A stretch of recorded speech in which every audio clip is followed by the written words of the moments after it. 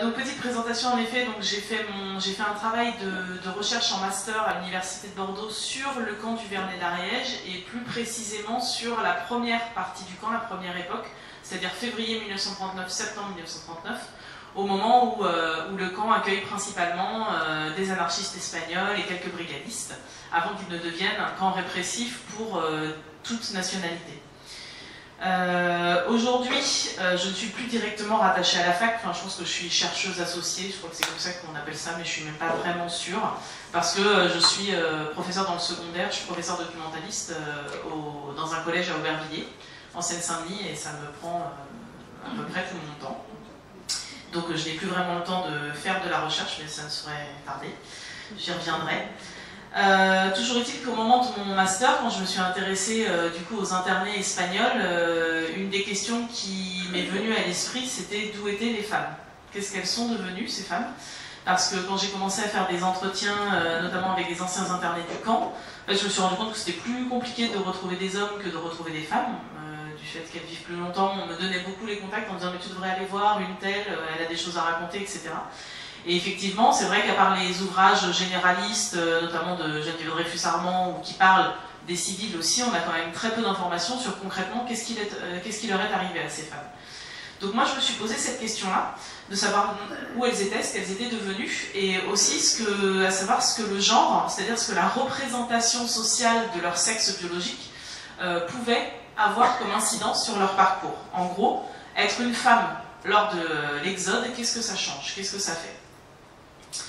Alors, dans un premier temps, je vais essayer de vous parler à peu près 3/4 d'heure, 1 heure, on verra.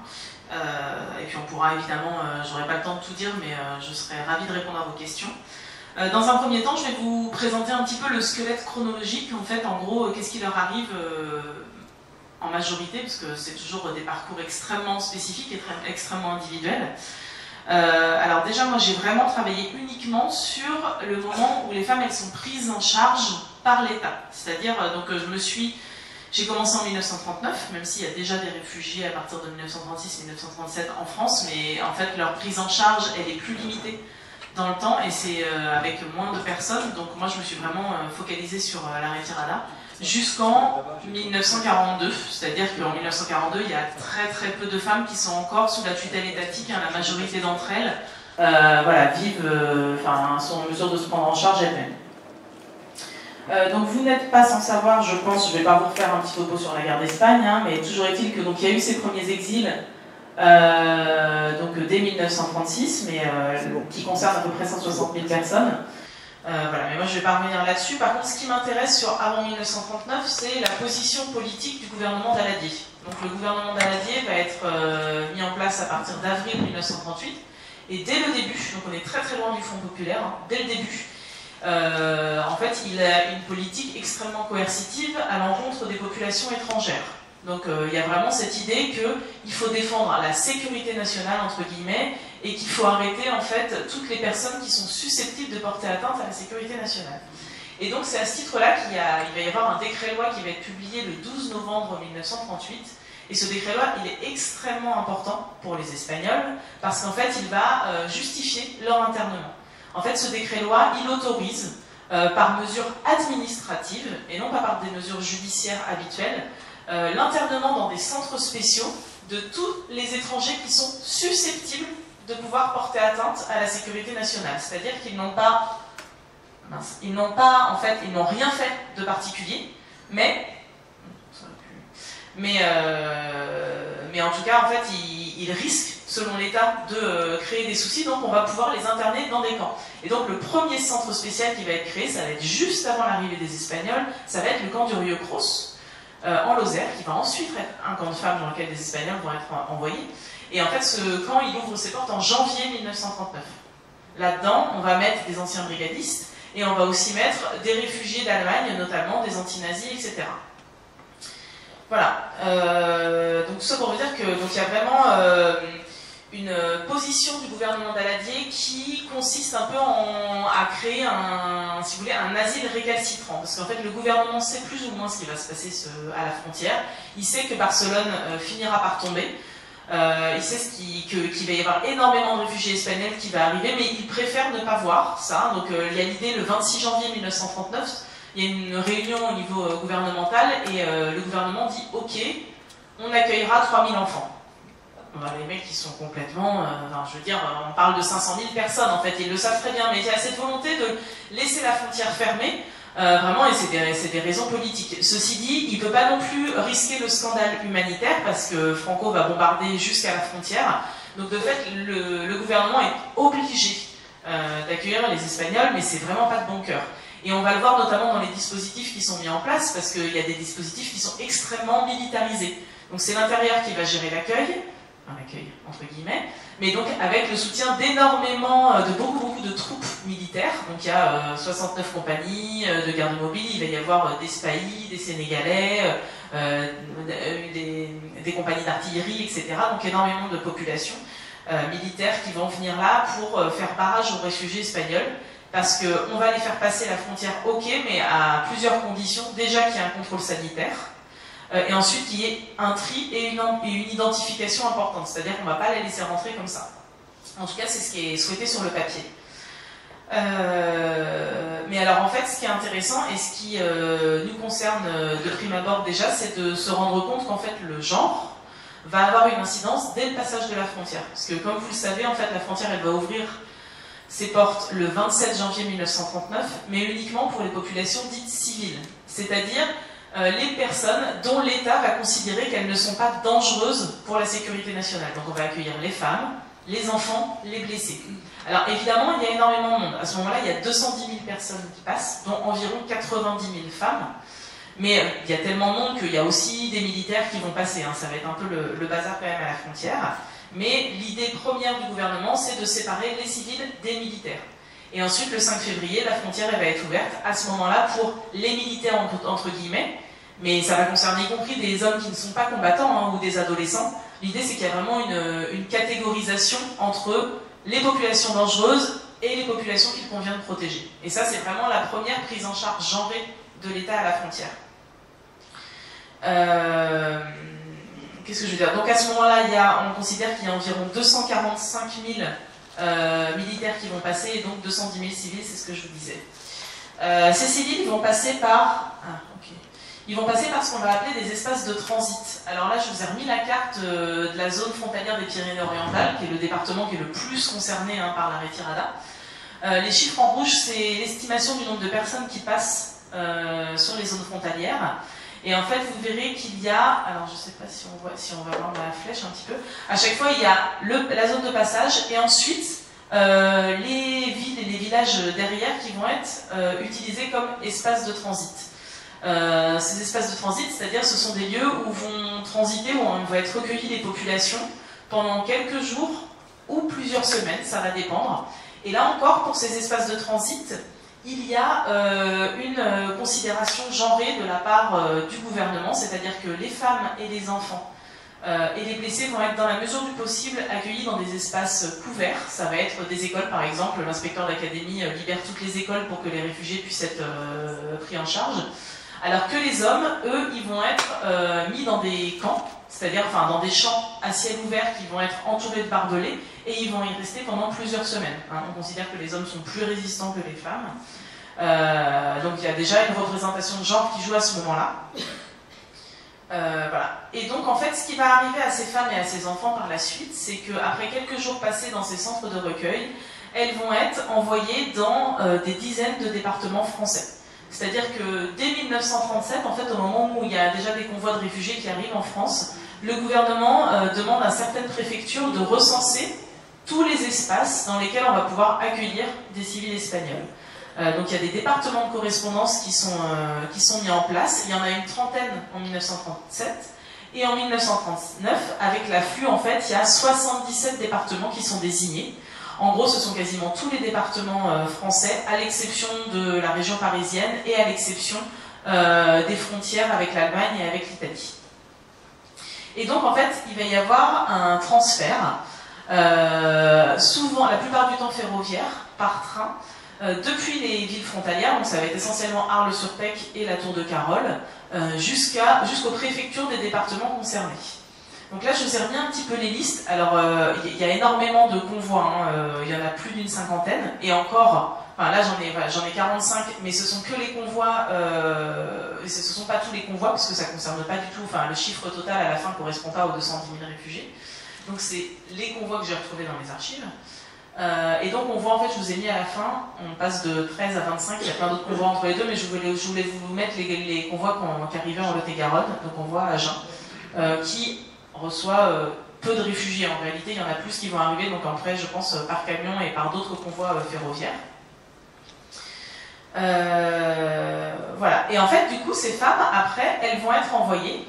Du coup, elles vont arriver à la préfecture, elles vont être vaccinées, elles vont être parfois identifiées, et ensuite, elles vont être réparties dans ce qu'on va appeler des centres d'hébergement. Alors, l'historiographie veut qu'on ait retenu que les camps de concentration pour les réfugiés espagnols. En réalité, je pense que c'est extrêmement important de penser les centres d'hébergement comme participants du dispositif coercitif d'accueil des réfugiés espagnols. Il s'avère que les centres d'hébergement, en fait, leur fonctionnement est extrêmement variable. D'un centre à un autre, les conditions de vie vont être totalement différentes, et ça va notamment être dû au positionnement politique du maire de la ville ou du village concerné. Parce que le conflit est extrêmement politique. Donc de fait, l'accueil, il est pareil. C'est-à-dire qu'il y a des gens qui refusent totalement qu'il y ait des réfugiés espagnols qui arrivent dans leur village, et d'autres qui, à l'inverse, vont leur faire un comité d'accueil un petit peu plus sympathique. Donc les espaces qui vont être sélectionnés, en fait, ça va être extrêmement variable. Il va y avoir des maisons qui vont être libérées pour accueillir les réfugiés espagnols, des salles de classe, des salles des fêtes, ou il va y avoir des prisons désaffectées, il va y avoir des endroits horribles. Ça va vraiment être extrêmement variable. Donc en fait on a par exemple, là je vous ai mis un peu une petite typologie des centres d'hébergement que j'avais retrouvés, parce que moi j'ai travaillé spécifiquement sur la Haute-Garonne, le Morbihan, la Sarthe et la Lozère, mais j'ai retrouvé aussi des informations sur les autres départements, et vous voyez qu'il y a vraiment des locaux extrêmement disparates, hein. Ça va être des prisons, des théâtres désaffectés, ça va être des hôtels, des camps de vacances, des maisons particulières, des immeubles, des cinémas, des magasins de vin, etc., etc. Donc c'est extrêmement divers. Il faut savoir que les femmes dans ces centres d'hébergement-là, elles vont y passer entre quelques semaines et 1 an et demi. On considère que la majorité des centres d'hébergement vont fermer au plus tard à l'été 1940. Mais il y en a déjà beaucoup qui ferment avant, déjà tous ceux du département de l'Est, avec l'exode français en fait, les centres d'hébergement vont fermer, enfin on va rapatrier les Espagnols, les femmes, notamment dans les camps de concentration du Sud, pour laisser la place aux exilés français, enfin en tout cas à ceux qui sont sur les routes de l'exode.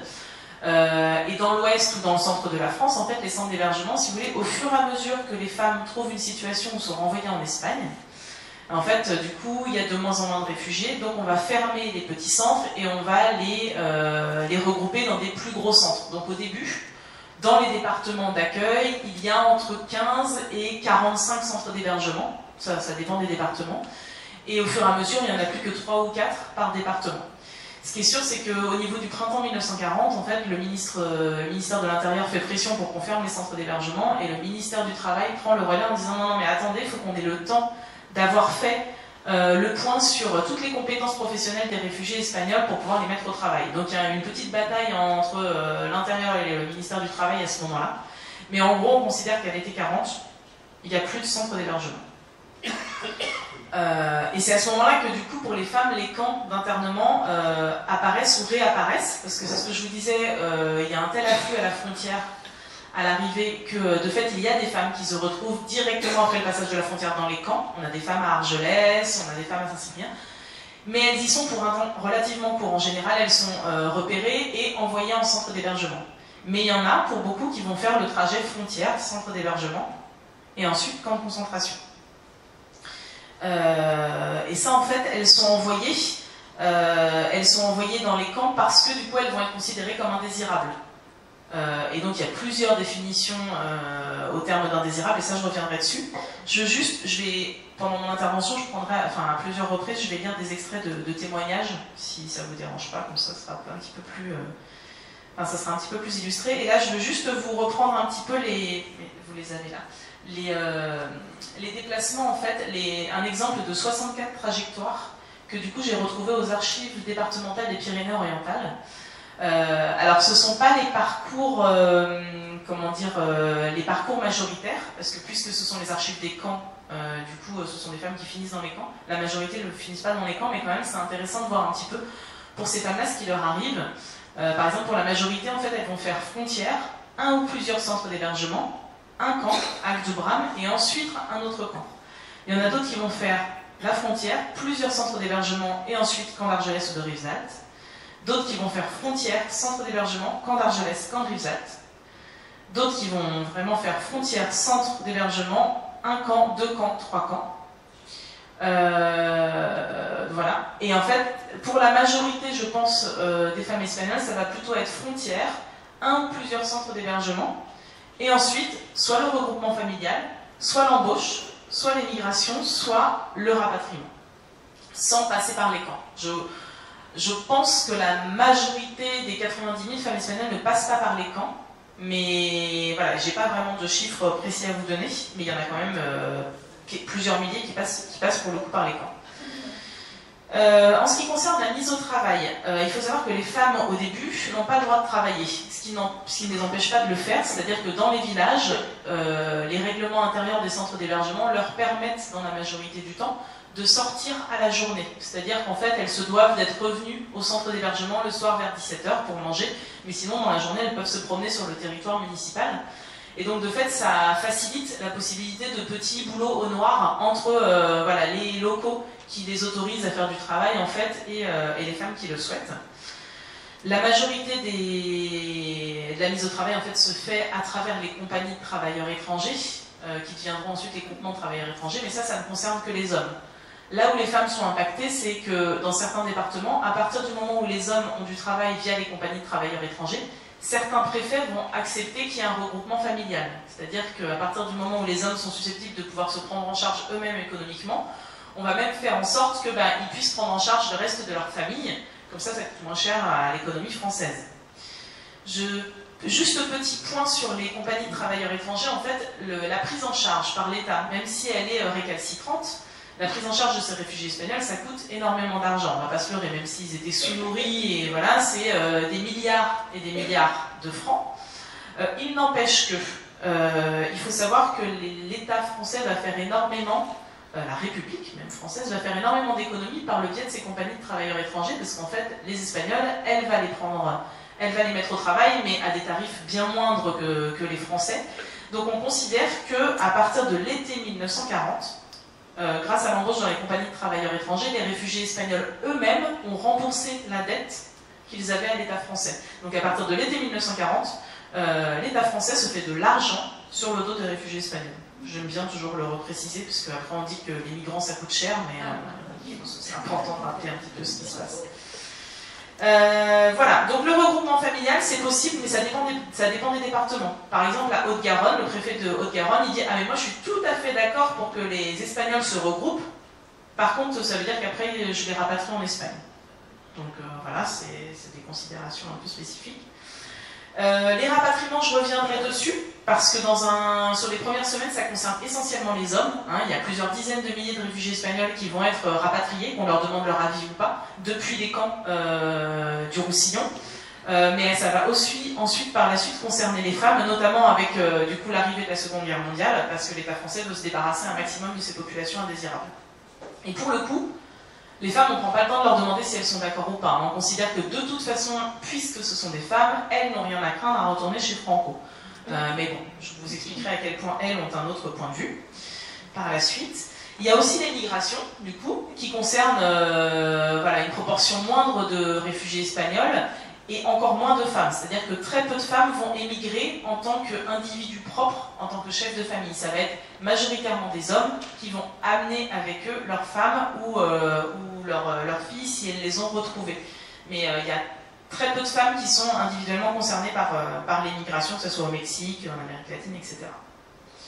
Voilà, donc ça c'était pour vous faire un petit peu un squelette rapide de ce qui leur arrive concrètement. Là où je vais revenir maintenant, c'est sur concrètement qui sont ces femmes, qu'est-ce qu'on sait d'elles. Et vous allez être un peu déçus parce qu'en fait on ne sait rien. On sait très peu de choses. On estime leur nombre à entre 80 000 et 95 000 femmes en février 1939. Elles seraient autour de 15 000 à 30 000 à l'été 1940. quand je parle de 30 000, ce sont de femmes qui sont prises en charge par l'État. C'est-à-dire que ça ne veut pas dire qu'il y a plus que 30 000 femmes espagnoles sur le territoire, mais en tout cas, il y a 30 000 femmes espagnoles qui sont gérées par le gouvernement français. Et c'est extrêmement difficile en fait de cerner leur profil, parce que concrètement, l'État ne surveille que ceux qu'il craint. Et donc, en fait, l'État français ne craint pas du tout les femmes réfugiées espagnoles, à tort, mais en tout cas, sur le moment, en fait, la seule information qui leur importe quand elles passent la frontière, c'est savoir combien elles ont d'enfants. Donc vous voyez que c'est une vision encore extrêmement genrée de la femme qui n'est là que pour faire des gosses. Donc la seule information qu'on a d'elle, c'est ça, c'est sur les listes en fait, c'est voilà, une telle avec tant d'enfants. On ne prend pas forcément le temps de mettre le nom des enfants de toute façon. Et ce qui va compliquer aussi notre recherche, c'est qu'elles vont être de toute façon invisibilisées en plus par la grammaire française, parce qu'il suffit que dans un centre d'hébergement, il y ait un petit garçon réfugié et 150 femmes, en fait on va parler de réfugiés et S.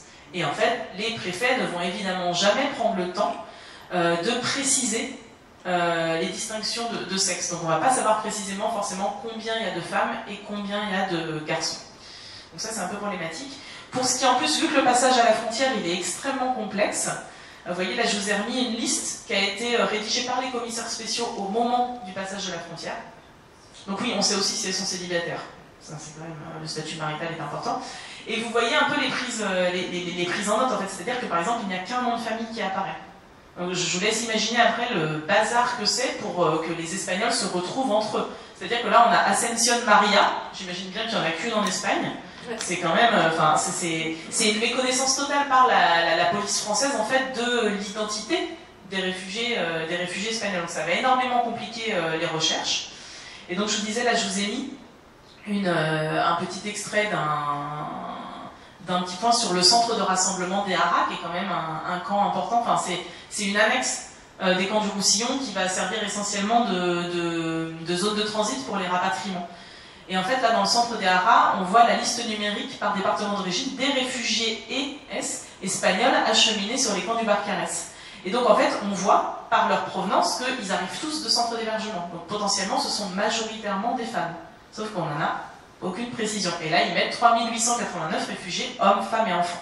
Mais concrètement, la majorité d'entre elles sont des femmes. Mais vous voyez, c'est extrêmement compliqué à chaque fois de retrouver concrètement le nombre de femmes qui sont concernées. Et c'est pour ça, en fait, que moi, je me suis appuyée sur, du coup, l'histoire orale, sur les entretiens. Donc, j'ai eu la chance de commencer ma thèse en 2008, au moment où il y avait encore des femmes espagnoles réfugiées survivantes qui avaient... Moi, ce qui m'intéressait, c'était d'avoir des personnes qui avaient passé la frontière en étant déjà femmes, c'est-à-dire n'étant plus des enfants. C'est-à-dire qui ont vécu l'exode en tant qu'adultes, et pas du coup avec l'aide de quelqu'un de la famille.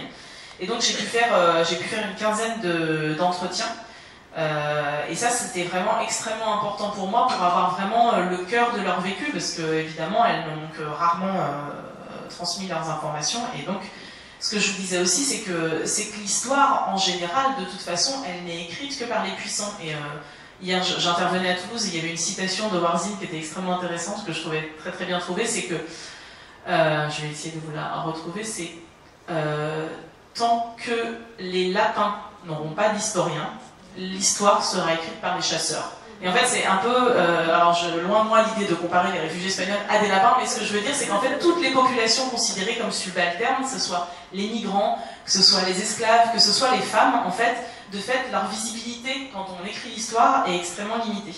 Et je vais vous lire, du coup, une analyse d'historienne qui le raconte très bien. Je vous cite ce qu'elles disent dans un ouvrage. « Les mots des femmes du passé sont recueillis par des hommes. Ce sont eux qui, le plus souvent, ont mis en forme la parole des femmes et rédigé les documents qui les concernent. Eux qui ont compté et enregistré. Eux qui ont opéré tri et classement, constitué des archives, imposé des catégories d'interprétation. Dans les discours, les images priment sur les informations concrètes, et les femmes sont représentées avant d'être décrites ou racontées. Et l'enregistrement primaire de ce qu'elles font et disent est médiatisé par les critères de sélection des scribes du pouvoir. Le rapport des sexes imprime sa marque aux sources de l'histoire et conditionne leur inégale densité. Et c'est vraiment le cas pour les femmes espagnoles, en fait. C'est-à-dire que les autorités françaises se sont très peu intéressées à elles, donc on a très très peu d'informations. Heureusement, il y a les archives privées, et notamment, par exemple, toutes les structures d'aide aux réfugiés espagnols qui se sont beaucoup focalisées sur les enfants et qui ont notamment fait des tournées, par exemple, dans les centres d'hébergement. Et là, en fait, leurs archives, elles sont conservées, leurs rapports, donc je vous en lirai des extraits tout à l'heure, et là, ça donne un petit peu de matière, en fait, sur leur vécu réel. Du coup, clairement, les descriptions qu'on a des femmes, si on se focalise sur les archives publiques, elles sont extrêmement dépendantes des représentations de genre de l'époque.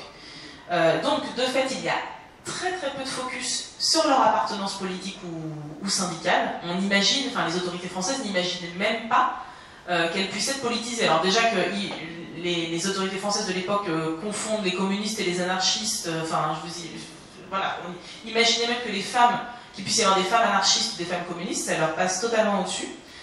Alors que pourtant, il y a des profils qui sont extrêmement politisés. Et ça, on va l'avoir parce qu'on va avoir justement des syndicats qui vont venir aider les réfugiés espagnols et qui vont raconter qu'une telle anarchiste a fait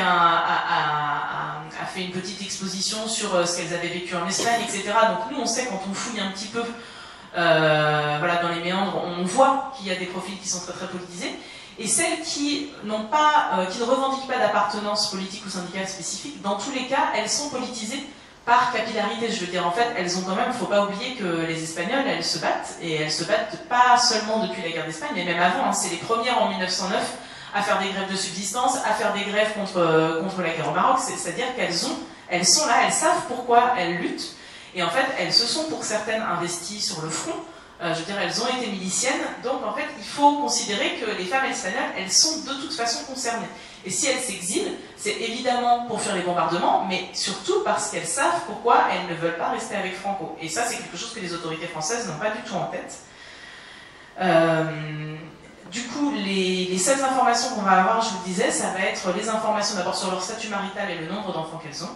Et ensuite, à partir de 1940, l'État va quand même commencer à leur poser des questions sur leur statut professionnel. Qu'est-ce qu'elles sont susceptibles de pouvoir faire en France, voilà, quel métier elles peuvent obtenir. Donc c'est vraiment dans un objectif utilitariste, à ce moment-là, qu'on va les questionner. Voilà, alors du coup, en fait, ces représentations-là, en fait, elles sont très très importantes. Parce qu'en fait, c'est une vision très très manichéenne que va avoir l'État français sur les réfugiés espagnols, c'est-à-dire qu'il va y avoir, on va assigner les femmes dans des cases, et en fait, ces clichés-là, ils vont être performatifs, c'est-à-dire que ça va avoir une incidence concrète sur ce qu'on va faire d'elles sur le sol français. Il faut savoir déjà que ces représentations-là, elles circulent notamment par les médias. Hein. La guerre d'Espagne, c'est le premier conflit qui est très très médiatisé. Donc on a des images à travers les informations, à travers les journaux, il y a énormément de photographies, de reportages, et puis dans les actualités aussi au cinéma, on voit des images de la guerre d'Espagne. Donc au début, la première image qui ressort en 1936, c'est l'image de la milicienne. Mais cette image de la milicienne, et le camp républicain va être le premier à s'en rendre compte, en fait, va être relativement contre-productif, parce qu'en fait, il va faire peur aux démocraties voisines. On va se dire, mais c'est quoi ces femmes qui perturbent totalement l'ordre de genre? Elles sont en pantalon, elles portent des armes, donc en fait, c'est pour ça qu'on les retire du front. Donc on va les rappeler à un rang de maternité sociale, entre guillemets, c'est-à-dire qu'on va leur dire, bon, bah, vous retournez à l'arrière pour prendre soin voilà, des blessés, prendre soin des enfants, etc. Et donc au moment de passer la frontière en 1939, c'est plus l'image de la milicienne qui prédomine, mais plutôt l'image de la victime. Donc vous avez sûrement en tête... Ah, attendez, je crois que j'ai pris... Ah, pourquoi j'ai mis ça bon, Ah voilà, c'est ça.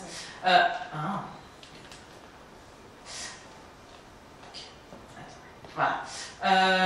Donc, je vous ai mis les deux images un petit peu stéréotypées. Donc on a aussi l'image qui est sur votre droite, voilà, de la femme éplorée en fait avec ses enfants dans les bras, une image très très victimisante finalement de la femme. Et en fait les autorités républicaines étaient aussi elles en train d'utiliser cette image-là, notamment lors des bombardements de Madrid, pour susciter la pitié auprès des démocraties voisines et favoriser l'envoi d'aide militaire. C'est absolument pas réussi, hein, mais ceci dit, il y avait quand même cette volonté de susciter la pitié et la compassion pour favoriser l'entraide démocratique.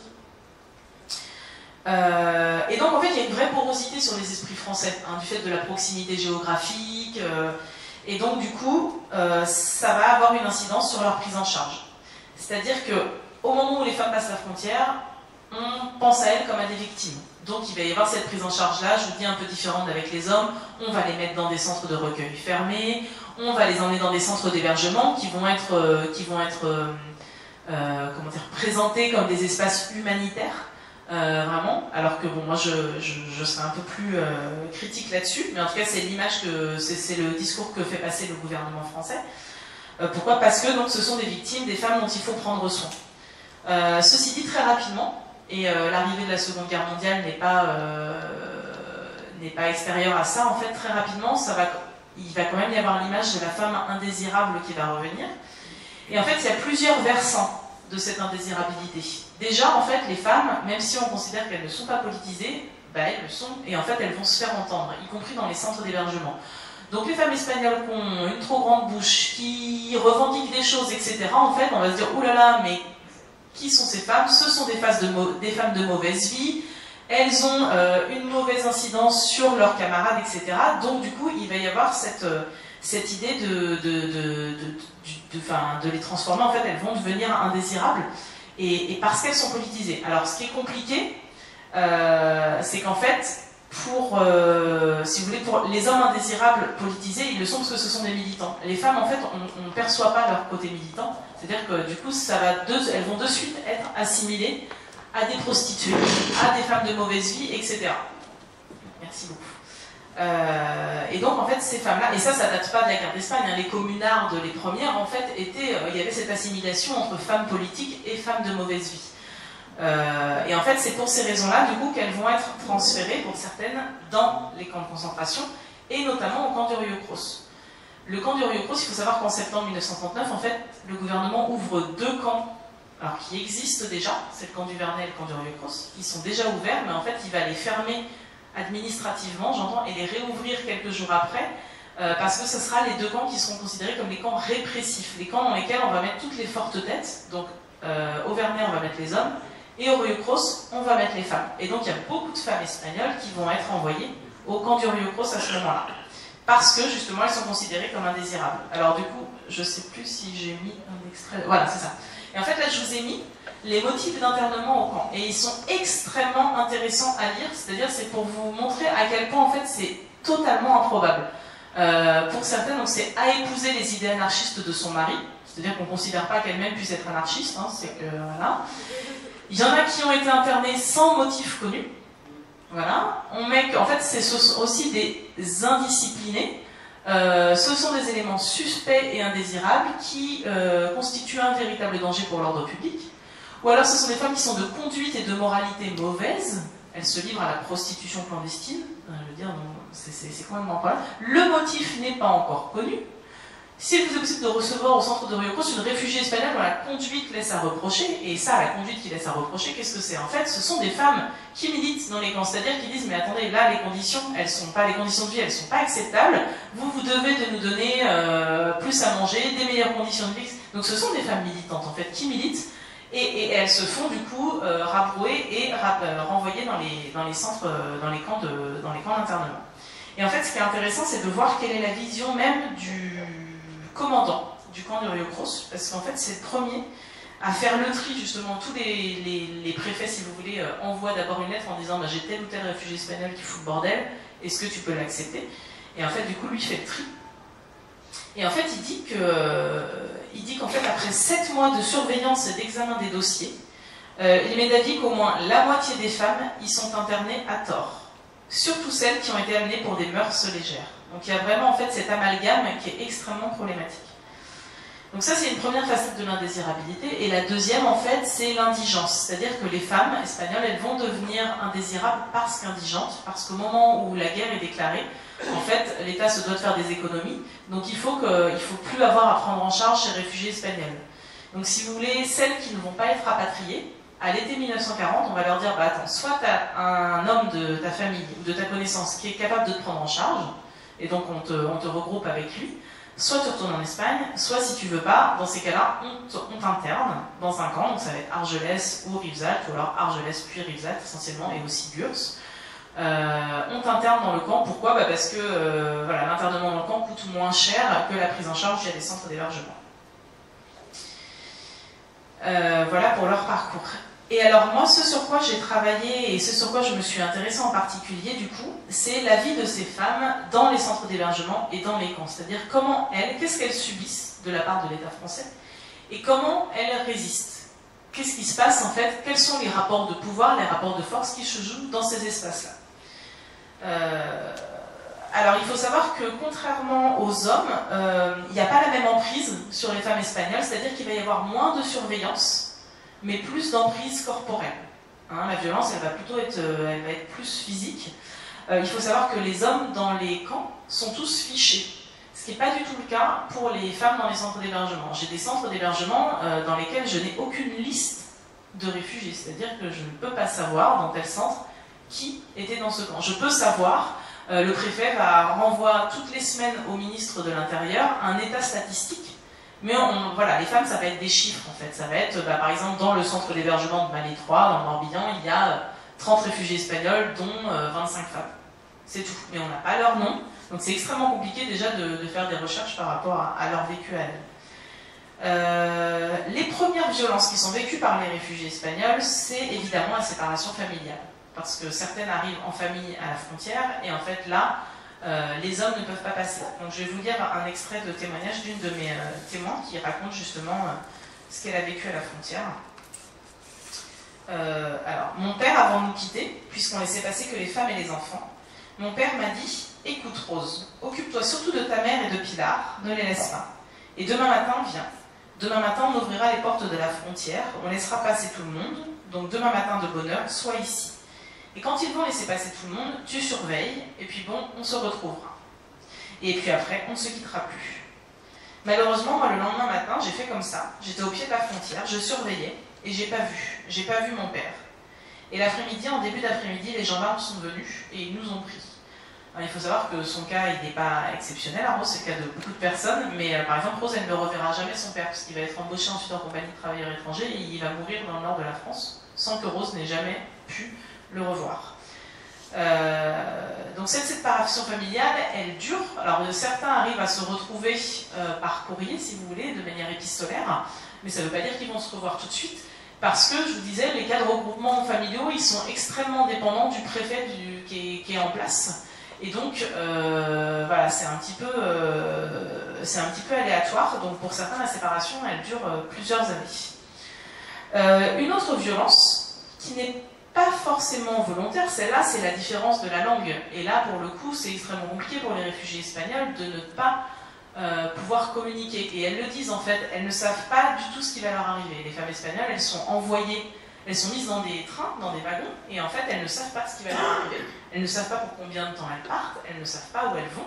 Et en fait, faut juste se mettre à leur place, imaginer en fait ce qu'elles ressentent à ce moment-là. Et puis il y a très peu d'informations, donc on leur donne très peu d'informations, et ça c'est totalement volontaire. Et en fait, Erving Goffman, qui a bossé sur les institutions totalitaires, il le dit, qu'en fait c'est une manière pour les autorités d'affermir leur emprise sur les corps et les esprits. C'est-à-dire qu'en fait, on délivre les informations au compte-gouttes, voilà, pour que les réfugiés soient avides d'eux et soient en attente d'informations. C'est une certaine forme d'emprise. Et puis ensuite, il y a les obstacles, tout au long des premiers mois, les obstacles mis à la mise en relation. Par exemple, une fois que les femmes, ce sont souvent les femmes qui retrouvaient les hommes. Pourquoi? Pour une raison toute simple, qui est que, en fait, il y a des milliers de centres d'hébergement, mais il y a une dizaine de camps de concentration. Donc c'est plus facile pour les femmes d'envoyer des courriers dans 10 endroits différents que pour les hommes d'envoyer ça dans 77 départements. Et quand elles se retrouvent, quand ils arrivent à avoir le contact, les hommes qui n'ont pas du tout d'argent dans les camps, en fait, envoient des courriers et ce sont les femmes qui doivent payer les timbres. Et le facteur arrive dans les centres d'hébergement en disant « Ah bah regarde, j'ai une lettre pour toi. Par contre, je te la donne pas tant que tu me payes pas le timbre. » Donc c'est des violences qui peuvent paraître anodines, mais je pense que pour elles, sur le moment même, c'était juste horrible. Il y a aussi les différences culturelles, et non des moindres. Il faut que vous imaginez par exemple des Madrilènes ou des Barcelonaises qui en fait arrivent dans le fin fond de la Mayenne ou du Lot-et-Garonne par exemple, et en fait qui n'ont pas l'eau courante, qui n'ont pas l'électricité, et en fait en vrai c'est pas facile pour elles de vivre ça. À qui on impose des horaires pour manger par exemple, qui ne sont pas du tout les mêmes horaires que chez elles, à qui on impose une certaine forme de nourriture qui n'est pas du tout, rien que le riz en fait on le cuit pas de la même manière, etc. Et encore une fois, ça peut paraître anecdotique, mais en vrai, ça rajoute de la violence à un séjour qui est déjà compliqué à vivre. Et pour ça, en fait, il faut voir aussi que les conditions de vie, elles sont quand même très compliquées. Donc je vais vous lire quelques situations sanitaires que j'ai retrouvées dans sur certains centres d'hébergement et qui sont des comptes rendus en fait de... parce que si vous voulez, il y a plusieurs associations, plusieurs structures qui font des visites dans les centres d'hébergement, mais il y a notamment la Centrale Sanitaire Internationale. Et elle, c'est super parce qu'elle a laissé énormément de comptes rendus, et donc on a un petit peu des infos sur ce qui se passait, enfin sur les conditions sanitaires des centres d'hébergement. Alors par exemple, dans le Morbihan, au Palais, donc c'est-à-dire à Belle-Île-en-Mer, il y a 499 réfugiés, dont 237 enfants, 250 femmes et 12 hommes. Au passage de notre dispensaire, on a relevé 10 varicelles, 10 rougeoles, 10 diphtéries, 8 typhoïdes, 2 coqueluches, sans parler des gales et des poux. Il y avait déjà 45 décès. Les réfugiés logent dans une usine désaffectée. Ils dorment sur des planches et des paillasses qui ont besoin d'être changées d'urgence car elles sont un véritable danger pour les enfants. Ils manquent presque totalement d'eau. Ils reçoivent par famille 2 litres d'eau par jour pour la boisson et pour la toilette. Nous avons attiré l'attention du préfet sur ce camp et demandé son évacuation. Le préfet nous a répondu qu'il ne disposait pas d'autres terrains et ne pouvait pas faire suite à notre demande. Alors à l'inverse, dans d'autres centres, la situation est bien meilleure. Par exemple en Seine-et-Marne, c'est écrit camp de Villanois, nombre de réfugiés total 260. Comme médecin local, le docteur Lacroix de Meaux s'occupe personnellement du camp. Il fait chaque jour des visites régulières et en conséquence, l'état d'hygiène sanitaire des réfugiés est bon. Tous les cas de gale et de poux ont été supprimés dès le début par désinfection des camps et hospitalisation des malades gravement atteints. Le commissaire de la sous-préfecture est lui-même administrateur du camp. L'impression générale est très bonne. Ce qui manque surtout, ce sont les chaussures et le linge.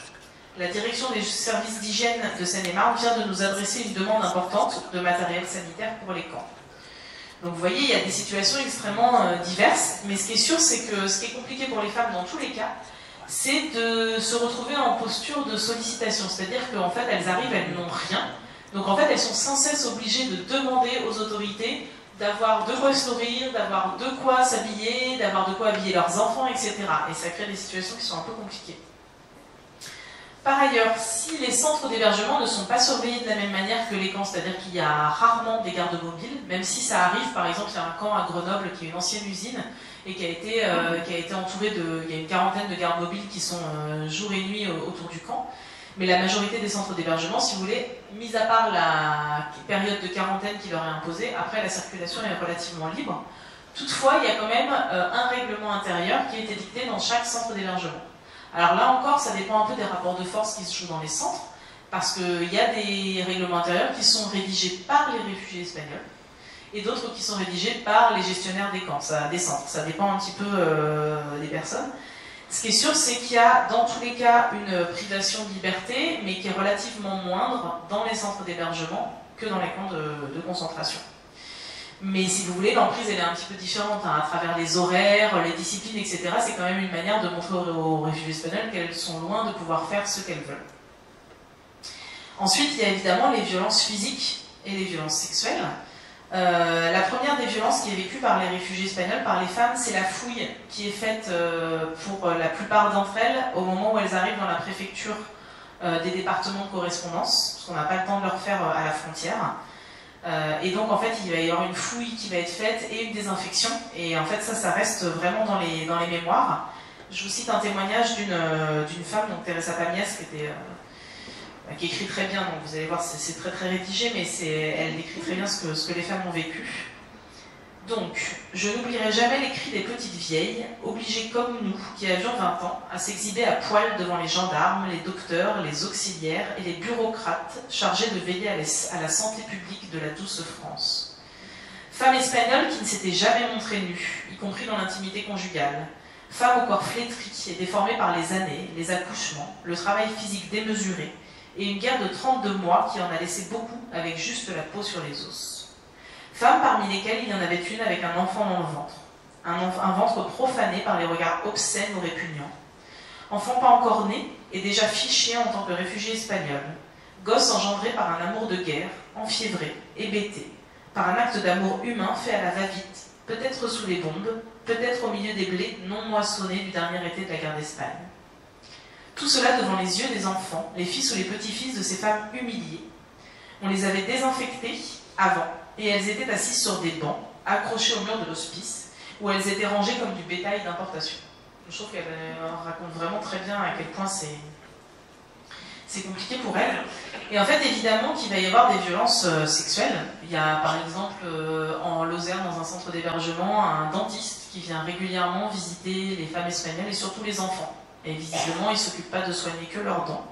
Donc il y a des choses qui sont dites. Il y a aussi beaucoup d'hommes qui, dans les villages, se disent que la nuit, ils vont aller faire un petit tour dans le dortoir des femmes espagnoles au cas où qu'ils pourraient obtenir quelque chose. En général, ils sont assez bien reçus, mais c'est totalement ironique. Je vous lirai un petit témoignage après.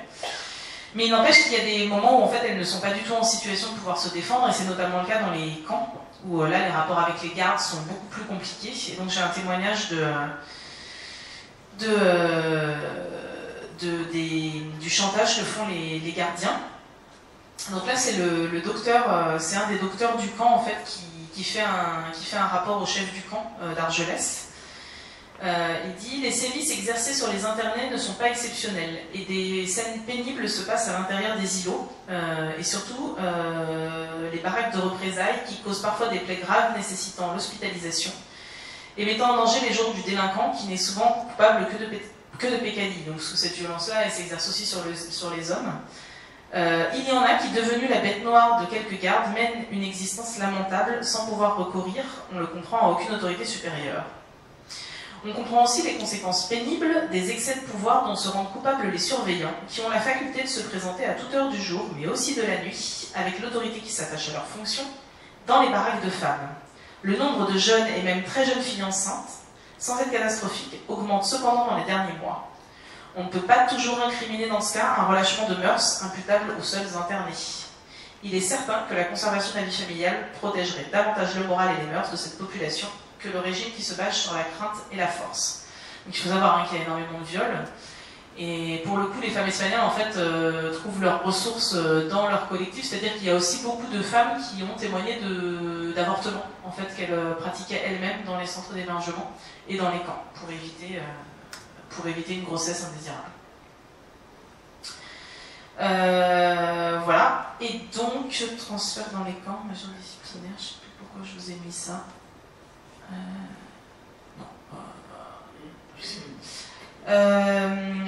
Et ensuite, une autre violence aussi, ça va être les rapatriements forcés.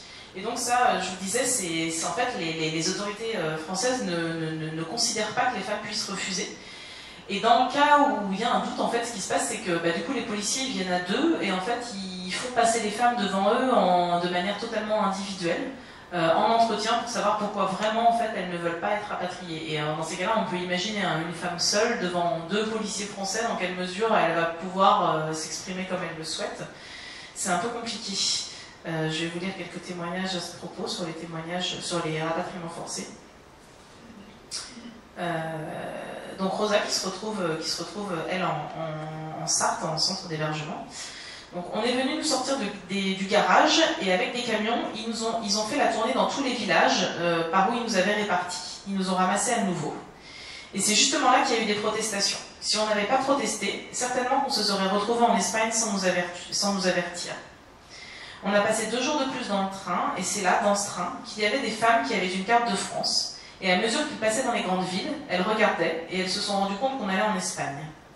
Et comme à ce moment-là, il y avait quelques journées espagnoles et qu'on pouvait avoir, et ils ont su que du côté du Pays Basque, un de ce convoi s'était retrouvé en Espagne sans l'avoir demandé, alors on a jeté tous les bagages, tous les paquets qu'on a pu. Et quand on est arrivé à Perpignan, les gendarmes nous ont dit de remonter dans le train. Et en fait, ils nous ont dit de remonter dans le train, et quand il se ferait jour, ils nous diraient exactement où est-ce qu'on allait. Quand le jour est arrivé, là les gendarmes ont passé dans tous les wagons, ils ont demandé à celles qui voulaient revenir en Espagne, qui restent dans le train, et les autres, qu'il fallait qu'elles aillent dans un camp de concentration. C'est-à-dire que les femmes, on leur laisse pas le choix. Au moment où ils veulent vider les centres d'hébergement, en fait, c'est le train. Si elles protestent, il y a la possibilité pour elles de passer par un camp de concentration, et c'est comme ça que Rose va se retrouver au camp d'Argelès.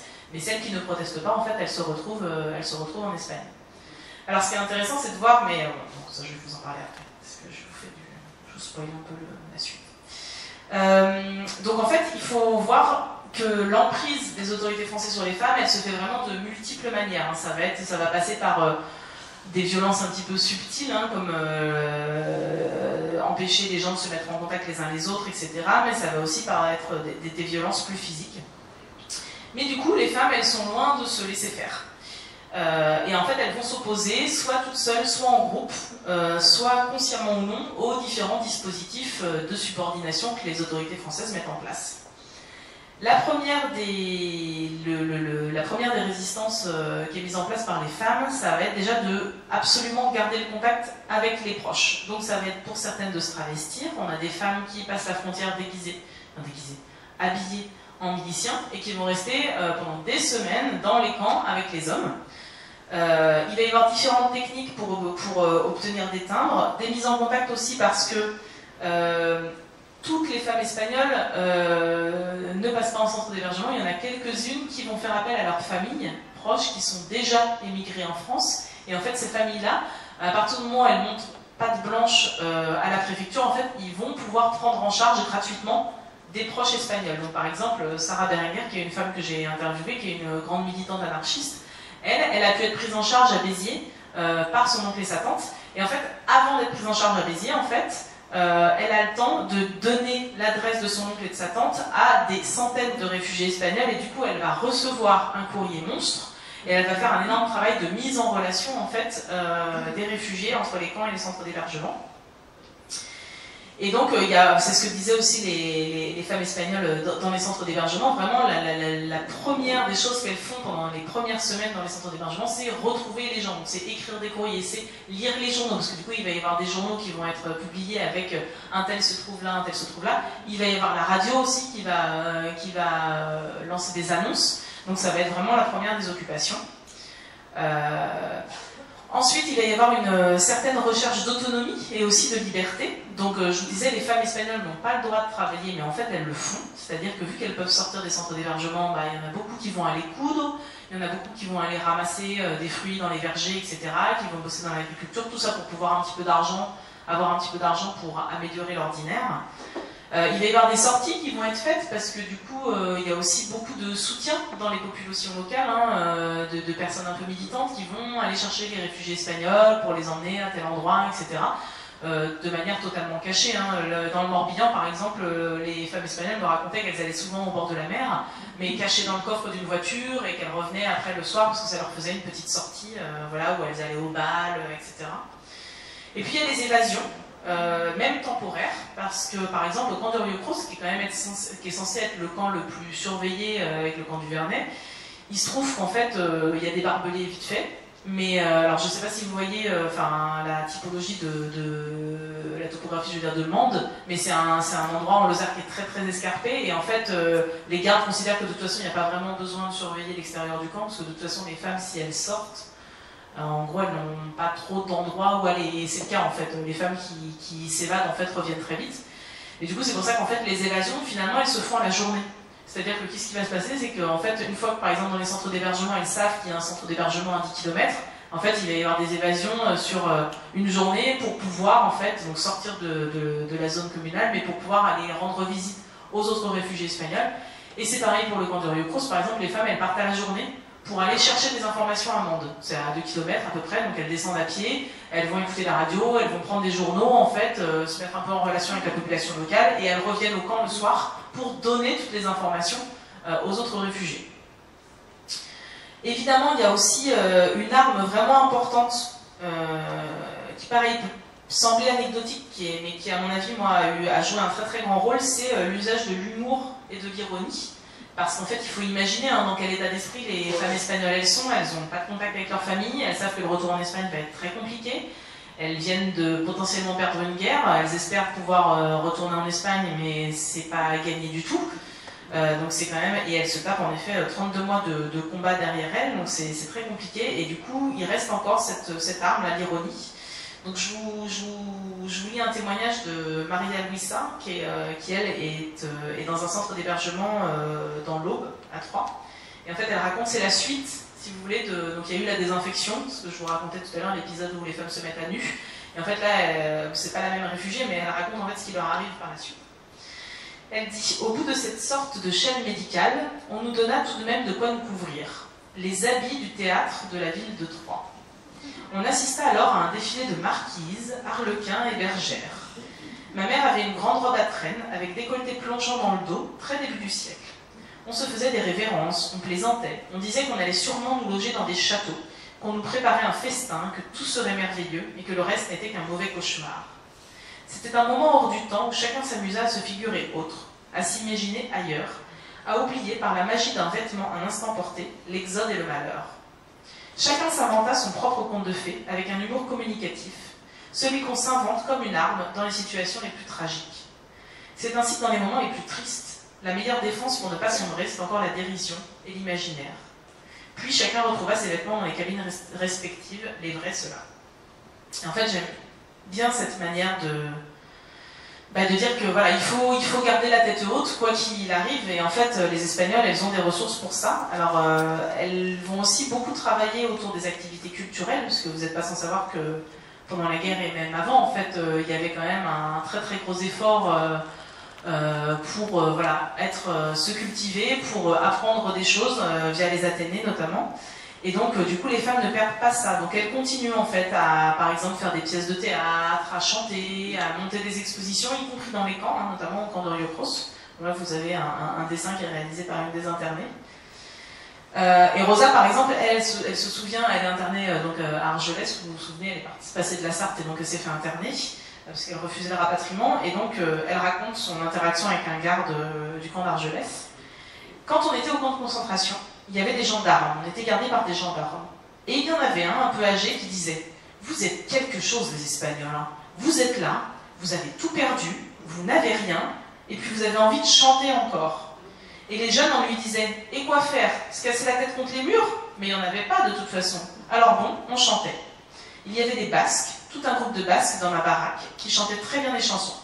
Et quand il faisait nuit, on ne pouvait pas allumer, on ne pouvait pas lire, on ne pouvait pas écrire, alors on chantait. Et voilà, c'est vraiment intéressant de voir qu'il y a plein de choses qui sont mises en place sur le plan artistique, donc notamment des dessins, des expositions, alors c'est extrêmement important pour elles. Il y a une autre chose que les femmes essayent de faire, que ce soit dans les centres d'hébergement ou dans les camps, c'est prendre soin de soi, et de fait prendre aussi soin du groupe. Et donc, déjà, il y a un besoin d'intimité qui se joue. Je ne sais pas si vous imaginez être à 150, 200 dans un espace collectif avec rien pour se protéger du regard des autres. Ça joue.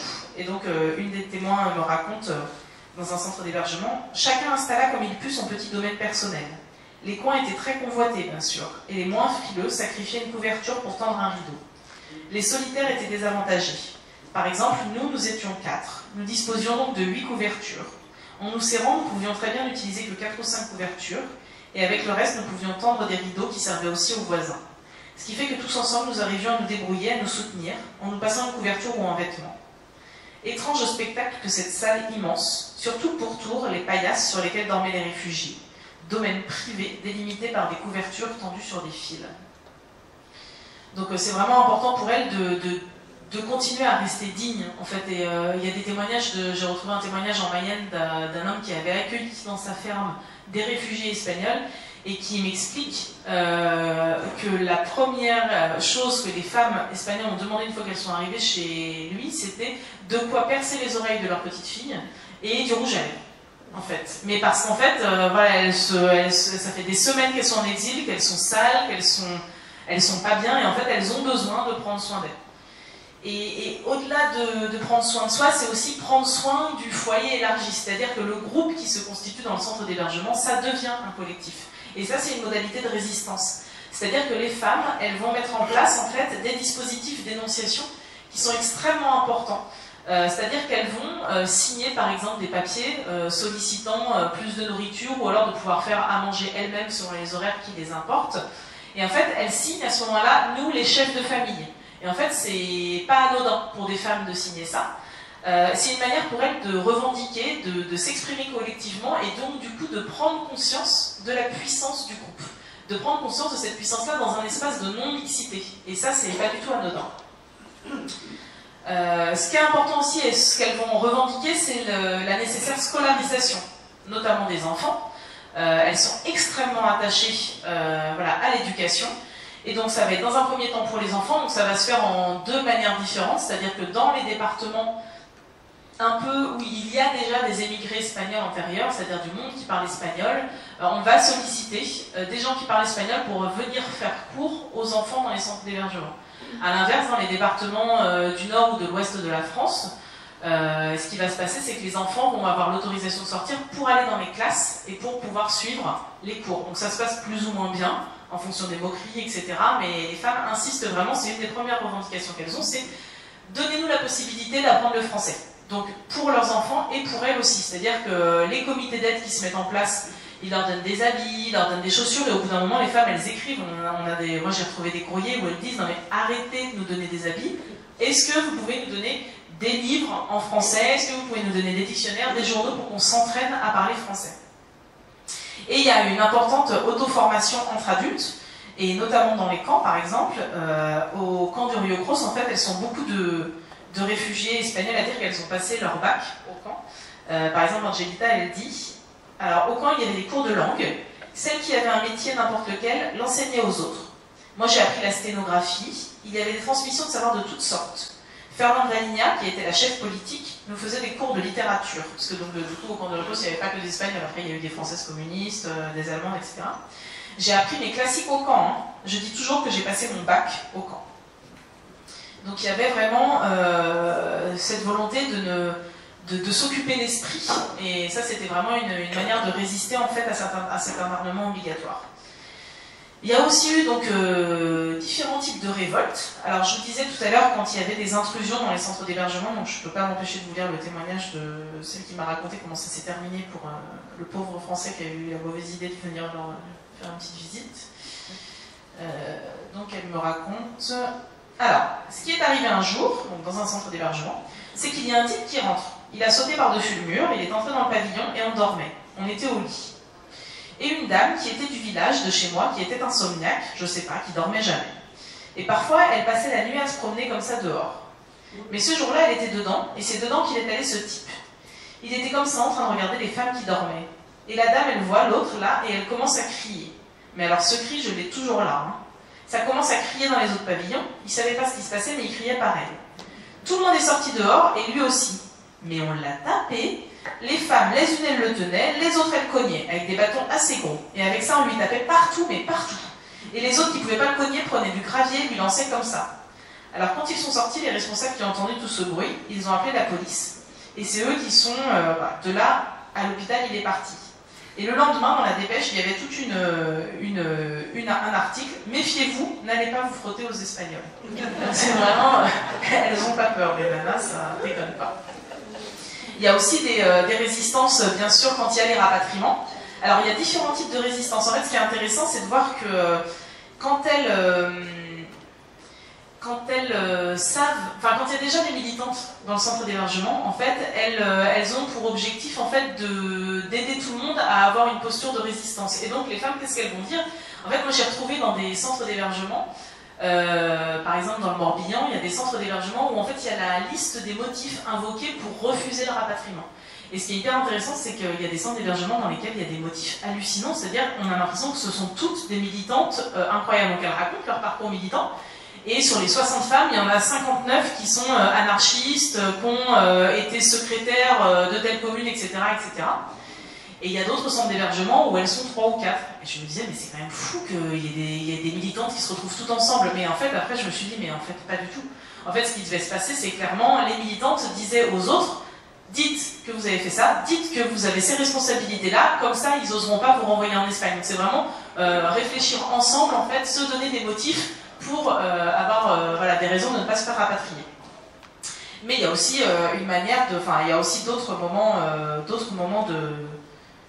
de résistance. Donc comme je vous disais, un moment où elles sont dans le train et en fait, elles sautent sur les voies, elles sortent. Alors il y a même, c'est tragique, hein, il y a des cas de suicide, d'empoisonnement pour des femmes qui vraiment ne veulent même pas retourner en Espagne. Et il y a aussi des révoltes, notamment dans le camp d'Argelès, au moment où, en 1941, il y a le commissaire du camp qui décide de rapatrier en Algérie les brigadistes du camp. Et en fait, du coup, ça n'a pas l'air d'émouvoir beaucoup les hommes, mais pour les coups, les femmes, si. Et en fait, au moment de l'organisation du rapatriement le 23 mars 41, il y a une énorme révolte au camp d'Argelès qui est menée uniquement par les femmes. En fait, il y a les 500 femmes du camp qui se mettent à courir, qui renversent les barbelés, etc., pour empêcher le rapatriement des brigadistes. Et en fait, les hommes sont carrément à la bourre là-dessus, et le commandant du camp a vraiment peur, donc il déploie énormément de troupes autour.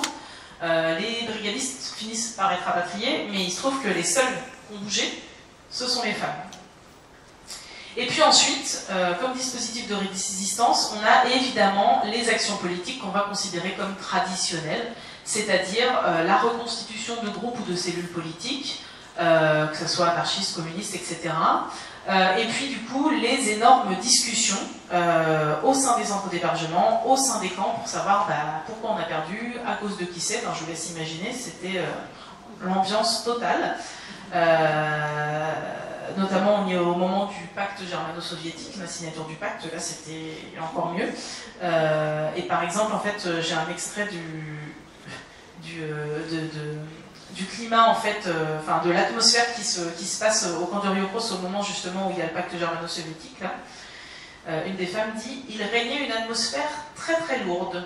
Il y avait la baraque des Espagnols, donc, si vous voulez, à majorité anarchiste, militante des partis de gauche, etc., très violemment anti-stalinienne. Et puis les étrangères intellectuelles, notamment allemandes, qui n'osaient pas à cette époque revendiquer leur qualité de communistes encore, parce qu'il y avait le pacte germano-soviétique, dont elles avaient tellement honte qu'elles ne pouvaient pas dire ouvertement « je suis communiste », sinon les Espagnols les auraient étripés. Donc voilà, au début, au camp de Riocros, en fait, les baraques, elles sont organisées par nationalité, et en fait, elles vont être organisées par affinité politique, pour éviter toute tension supplémentaire. Et si je vous dis ça, en fait, c'est pour terminer sur moi, ce qui m'a animé dans ma recherche aussi, qui était de finalement me poser la question de redéfinir un peu ce qu'on appelle acte politique, acte militant, en fait. Est-ce que résister, c'est forcément résister de manière violente? Et quand on est un homme, est-ce qu'il n'y a pas d'autres manières de militer, de résister en fait à des dispositifs coercitifs et étatiques? Et en fait, en stage, j'ai repris les réflexions d'un politologue qui s'appelle James C. Scott, qui a beaucoup travaillé sur ce qu'il appelle l'infrapolitique des dominés, c'est-à-dire tous les dispositifs d'insubordination qui sont invisibles. En fait, qui sont des actes de résistance, mais dont l'histoire ne va pas garder la trace. Pourquoi? Parce que soit ils sont menés par des personnes dont on considère qu'elles ne sont pas politisées, donc en particulier les femmes, soit parce que les femmes, ou toute autre personne qui mène ces actes de résistance, en fait, le font dans l'objectif de ne pas être pris par les autorités. Donc de fait, ces actes-là, ils vont rester invisibles aux yeux des autorités. Et donc c'est vraiment là-dessus que moi je me suis posé la question, en fait, c'est comment découvrir en fait ce qu'elles avaient fait, et c'est en ça que les témoignages sont extrêmement importants en fait, pour avoir accès à ces actions. Et parce qu'il ne faut pas oublier que les femmes espagnoles sont fortement politisées, hein, c'est ce que je vous disais, elles sont meneuses de grève au début du XXe siècle, à Barcelone notamment, enfin, elles mènent énormément d'actions politiques avant même l'exode en 1939. Et en fait, l'exode, parce qu'il ne laisse pas d'autre choix aux femmes que de se heurter en fait aux dispositifs étatiques coercitifs, en fait, ça va favoriser la prise de conscience de leur situation, l'émergence de contestation dans ces zones non mixtes, ça va renforcer leurs idéaux, et ça va leur donner des outils collectifs en fait pour agir. Et en fait, c'est pour ça, moi, par tous les moyens que je vous ai cités, là, que ça passe par la demande d'obtention d'un rouge à lèvres qui peut paraître totalement anecdotique, aux révoltes à Argelès, en fait, je considère que ces femmes, elles réaffirment, par la parole et par le geste, en fait, une puissance d'agir qui leur a été totalement déniée par les autorités françaises. Et je voulais terminer là-dessus sur le fait que, selon moi, en fait, il est grand temps de reconsidérer les femmes espagnoles comme des protagonistes politiques de premier plan, en fait, de l'exil des républicains espagnols. Voilà, je vous remercie.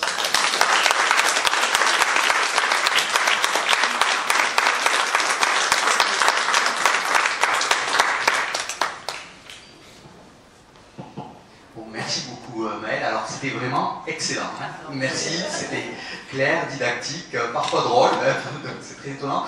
Et on a appris, enfin, on est entré dans le quotidien de leur vie. Et voilà, il y a beaucoup de choses pour moi, et je pense que c'est le cas pour beaucoup de personnes dans la salle, qui se sont éclairées hein, sur pourquoi effectivement il y a eu plusieurs centres d'hébergement. Enfin, voilà. Donc c'était super.